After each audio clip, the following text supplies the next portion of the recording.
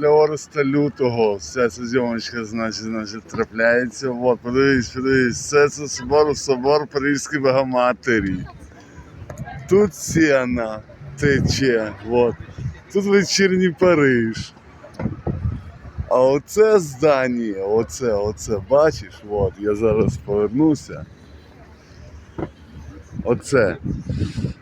Це 13-й район, там де вони знімали, оце, коли вони вірвалися туди до прем'єр-міністра. Вот.